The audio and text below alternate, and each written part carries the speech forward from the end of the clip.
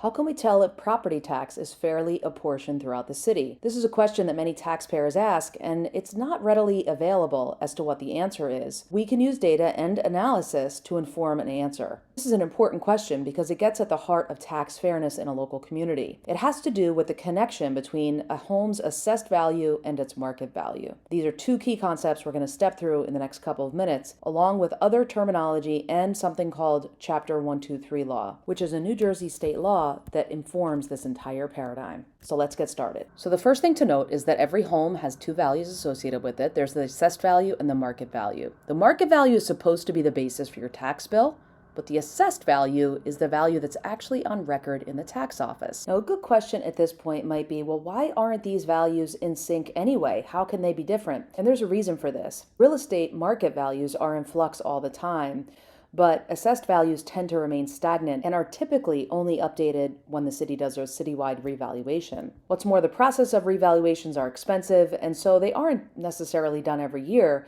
but the city is responsible for making sure that they are done when they're needed. So the city plays a very important role here. So with this quick overview of assessed value versus market value in mind, let's take a quick look at the importance of assessed value as it relates to the property tax bill. So I have an example here where we have a $427,000 assessed value. We have a 2.11% property tax rate. That results in $9,000 annual property tax expense.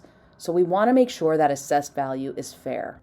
And to determine that fairness, we're going to step through something called Chapter 123 law. This is a New Jersey state law that relates to property tax, and I invite you to pause along the way if you need to take notes.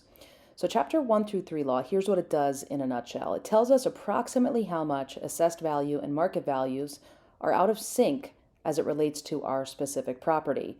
And it allows us to take a macro citywide view and also a specific property view. So it does a lot in a few short steps, and we're going to go through those steps now. And this is what we're about to step through. First, we have to find the municipal-wide equalization ratio. Second, we need to compute a property-specific assessment sales ratio. And third, we have to compare number one with number two. We'll take our time and step through this over the next couple of minutes. First up, let's find the municipal-wide equalization ratio. Every year, the city has to value its tax base, and it has to come up with an overall assessed value and an overall market value. And this is basically all the homes throughout the city, all the homes and business property, all added up. They come up to this overall total. So in Jersey City in 2023, that was $43 billion of assessed value and $50 billion of market value. Now, these two values are then used to create a ratio called the equalization ratio. It's also been called the director's ratio, and director simply refers to the director of taxation. Now, the equalization ratio comes from a public document that's published every year by the state, and we can see it in this document here. I've got it on the screen.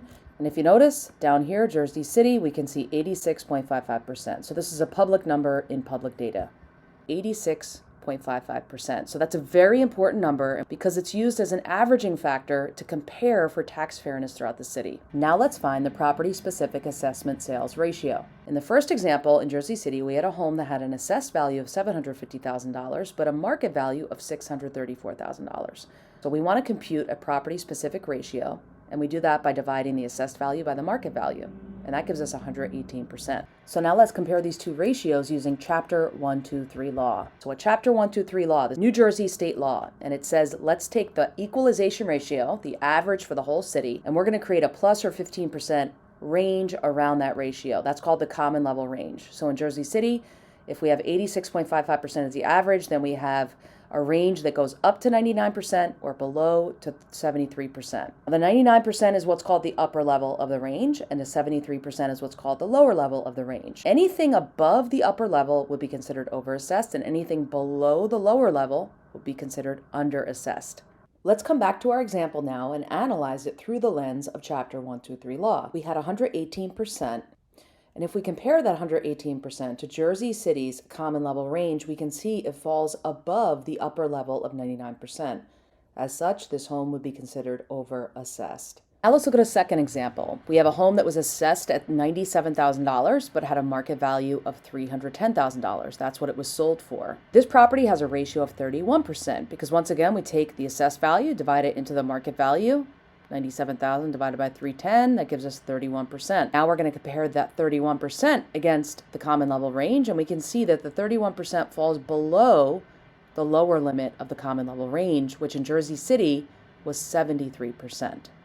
So because the 31% is less than 73%, this home would be considered underassessed. Part of what can make this topic difficult is that there's new language involved. But once we understand what these new terms mean and how they fit together within the Chapter 123 law and the related paradigm, things will fall into place. So take your time and keep in touch with questions.